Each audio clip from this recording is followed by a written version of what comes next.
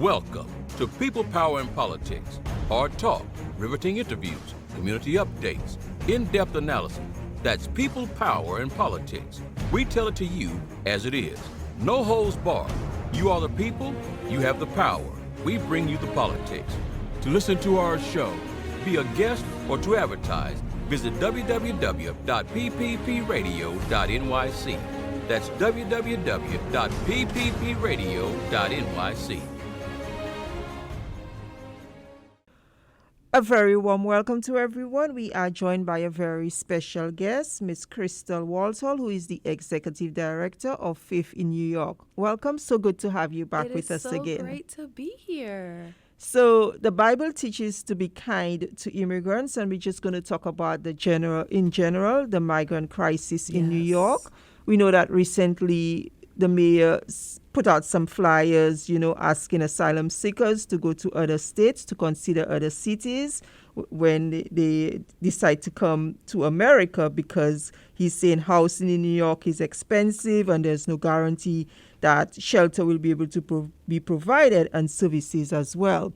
So as of an organization that is founded on faith, what is it that you all are doing to assist in the migrant crisis? Oh, that is such an important question. We are looking at this both from a very local level here in New York City and also what this looks like nationally. So as Faith in New York, we are part of Faith in Action, which is the largest faith-based organizing network in the nation. And so this is a conversation I'm having with my fellow directors in Florida and California and Texas around how do we approach this crisis. Actually, just last week, we were part of helping a family who had crossed the border, who had been separated. The husband ended up in Sacramento. His pregnant wife and child ended up in New York City.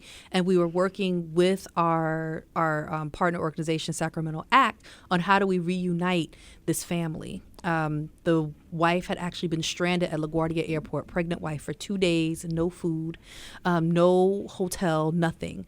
And so we were part of that effort. And I also want to lift up the organizer at the Queens Museum as well, for us all uniting together to help this family, right? And to make sure that she was able to get not only food, hotel stay for the evening, and actually be able to get reunited with her husband in California.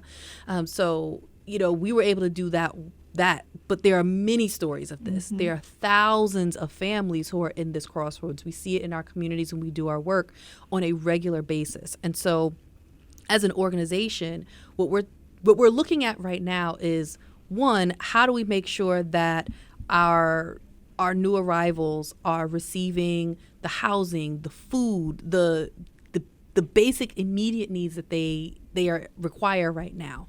This is through making sure that we can connect our houses of worship with city resources that have been committed, correct?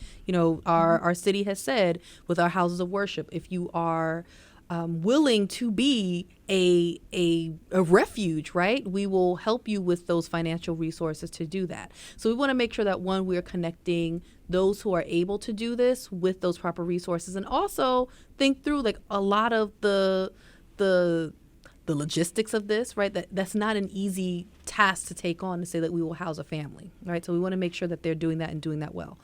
The second piece of this, which is what we're more deeply concerned about, is what happens next, right? This is not a long-term solution to those who are coming into our city.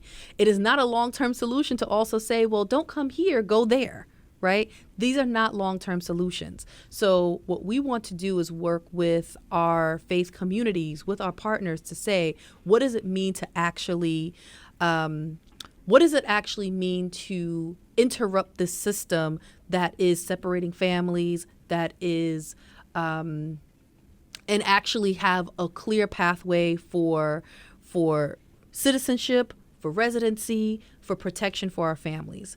The other aspect of this too, which we're also seeing in this work, is that now we're seeing this division between those who are newly arriving and those who have been here for many years, who have been contributing to our economy and culture and our communities. And so what we also want to do in this process is be able to have the kind of community education, the kind of conversations, and the kind of strategy that does not put us one against the other, that we have to make sure that all have a clear pathway for protections, have a clear pathway to citizenship, and the work that we can do together is how we make that possible.